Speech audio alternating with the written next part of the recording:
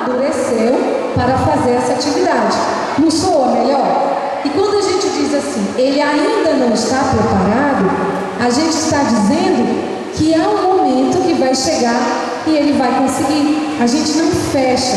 E quando a gente diz, ele não consegue, ele é preguiçoso, essa palavra tem um valor significativo enorme na cabecinha das crianças. E muitas vezes as crianças incorporam isso e chegam aqui na sala dizendo, tia, não adianta não, eu não sei, eu sou preguiçoso, eu não consigo. E aí bloqueia todo o trabalho da professora. Os pais podem nos ajudar muito nessa tarefa, até porque eu costumo dizer uma coisa, nós educadores não conseguimos alcançar nem um fio de cabelo da importância que vocês pais têm na vida dos filhos. E muitas vezes eles ainda dizem assim lá na educação infantil, você não é minha mãe? Eles dizem assim, eu não vou fazer com você, não é minha mãe, não pode mandar em mim. Então assim, por mais que eles gostem da escola, que gostam muito dos coleguinhas, que venham para cá e sintam falta, às vezes no final de semana eles perguntam, eu não vou para a escola não? Quando chega nas férias, não vem a hora de conversar. Mas mesmo nessa, o primeiro convívio social.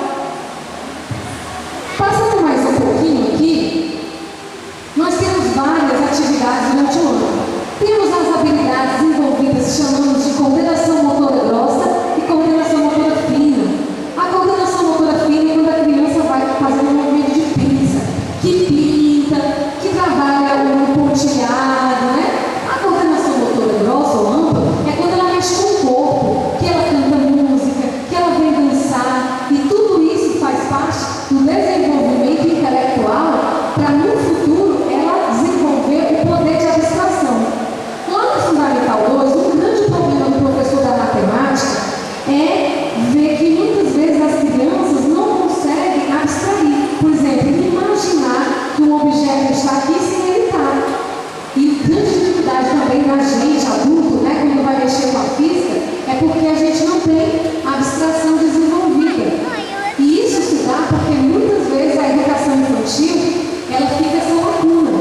Na nossa época, a educação infantil ela não tinha tanta importância como hoje os educadores já sabem, já descobriram que tem. Nenhuma criança vai na escola só para pintar e para brincar. Existe uma seriedade através da brincadeira, porque é brincando que a criança aprende. Na escola, a criança vai desenvolver a visão, a audição, o tato, o paladar, o próprio sexto sentido, a sensação de perceber o outro, de aprender a se colocar no lugar do outro, porque é na disputa do brinquedo que a professora ali faz a mediação, porque na escola nada é só de ninguém, tudo é de todo mundo, é no coletivo que a escola trabalha, para você. Por quê? Na escola é trabalhar o mal e o bom. Mas só não tem só coisas, só flores. Eu estaria enganando vocês, né? Se eu estivesse vendo. A criança, ela aprende muito pela imitação. Se ela não aprender aqui, ela vai aprender lá fora, no parquinho, numa pracinha, ouvindo com colegas de fora. Mas na escola, quando ela aprende, é trabalhar no sentido daquilo que ela escuta. E o porquê se dizer aquilo. E para que se dizer aquilo. A criança é questionada, é levada, é desafiada a refletir sobre aquele palavrão. E aí ela vai desenvolver ali o poder de reflexão, o poder de raciocínio e vai aprender a fazer escolhas. Por isso a gente não pode levar para o lado de que, poxa, ele só aprende coisas feias. Aprende a vida é feita de flores, é feita de pedras. Agora a arte é a gente saber se sair das pedras e acumular flores no nosso caminho. E é isso que a gente ensina para os nossos alunos, né? Como passar pelas dificuldades. A gente também acolher essa criança, entender, né? Homenagear as qualidades, né?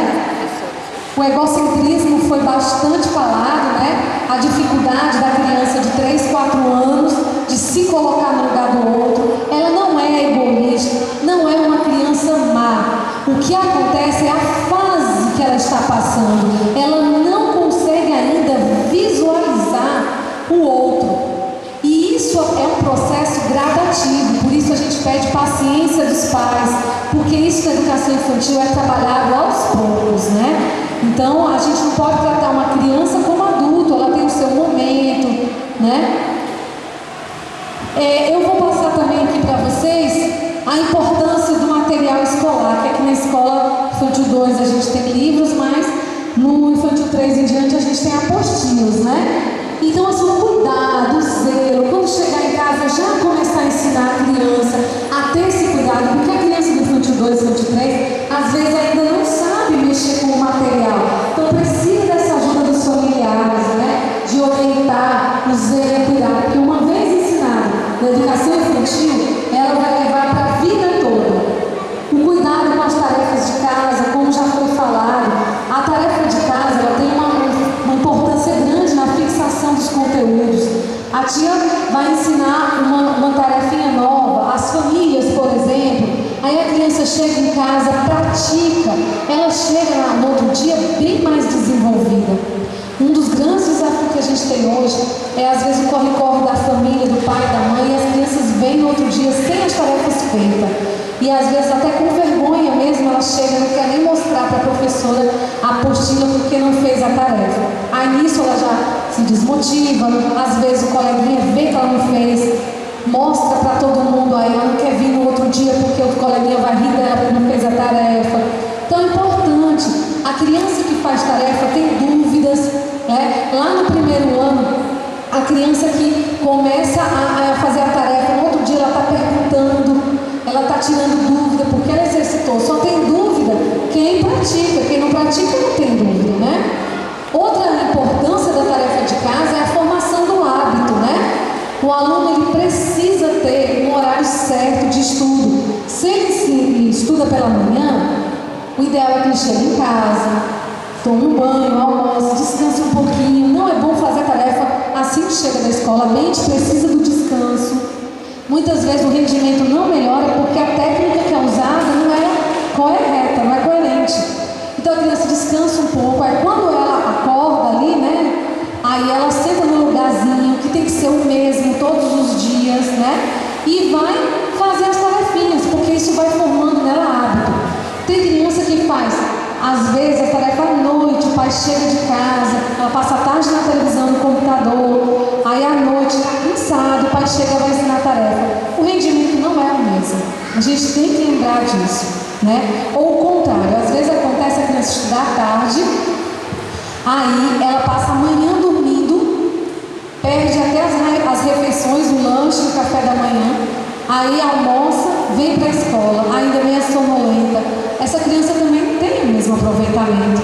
Então a escola, ela não pode fazer o trabalho sozinha, precisa da ajuda de vocês. Assim como a gente sabe que vocês também sozinhos não conseguem em casa, precisa também, porque escola é parceria, né? É andar de mãos juntas, né? A gente não caminha só quando a gente caminha junto, né? Esse à tarde, da mesma forma, de 2 às 16. Muito importante esse horário, os pais compreendem de buscar e vir deixar no mesmo horário, no horário que está estipulado, porque é um momento de adaptação. Aí o que acontece? Muitas vezes os pais esquecem, passam do horário, isso acontece até durante o ano mesmo. Aí a criança fica na escola, vê os coleguinhas indo embora e ela não, aí no outro dia chora, não quer ficar, porque tem medo do abandono. Então, nesse momento, por todo ano, é importante a gente ficar atento ao horário, para que a criança não se desambientalize, não perca a acolhida, não perca aquele momento, né, da música e do que vai ser trabalhado durante o dia. A agenda foi bastante falada, né? As aulas de campo também. A questão dos recados, na agenda, costuma sempre ir recados, ou uma circular, um aviso de passeio, datas de prova. Quando os pais não se acostumam a verificar as agendas, perdem informações preciosas. Às vezes um passeio que vai ter, uma festinha na escola. Então a agenda é um meio de comunicação da família com a escola e da escola também com a família, né? Como é que você vai saber o que está acontecendo se você não olha na agenda? Então, muito importante importante os pais ficarem atentos a isso. Nosso sistema de avaliação, né? A gente tem aqui na escola, para o infantil, um relatório, né? Que é um sistema de avaliação onde a criança é observada todos os dias e as professoras vão fazer registro. E para o primeiro ano a gente já tem o sistema, né, das provas parciais.